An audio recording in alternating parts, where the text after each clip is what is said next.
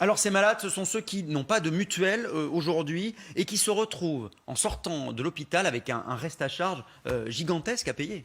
Oui, en fait, il faut savoir qu'il y a une différence pour une hospitalisation pour une opération chirurgicale et une hospitalisation pour cause de coronavirus. Dans le premier cas, pour une opération chirurgicale, quel que soit l'acte, que vous ayez une mutuelle ou non, une complémentaire santé ou non, Oui. vous serez remboursé à 100% une prise en charge intégrale.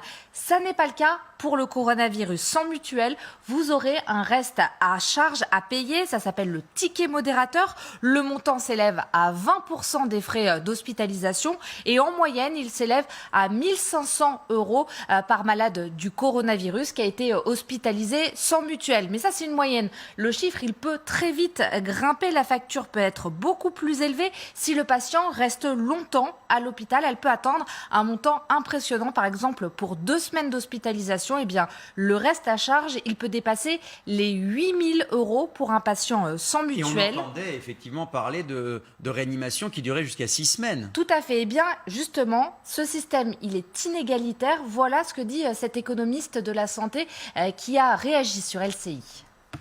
Avec le Covid, évidemment, les gens ont passé de longues semaines, je crois, en réanimation. Ça ne va pas être couvert pour eux et on va leur présenter la facture. Alors, c'est un petit nombre de personnes. C'est 5% ou 6% de personnes en France qui n'ont pas de couverture mutualiste. Évidemment, c'est les plus pauvres. Et on sait que c'est les plus pauvres qui ont également été victimes du coronavirus.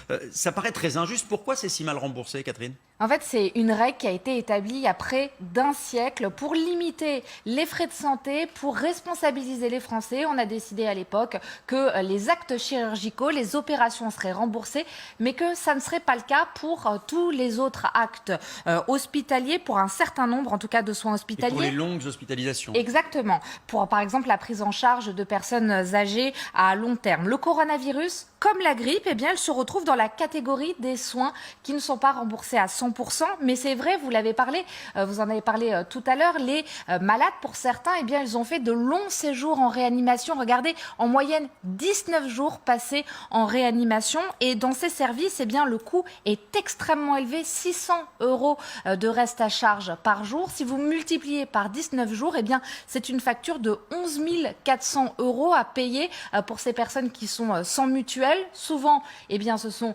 les plus pauvres qui ne peuvent pas payer et donc ce sont des pertes colossales, des impayés qui s'accumulent pour les hôpitaux, Christophe.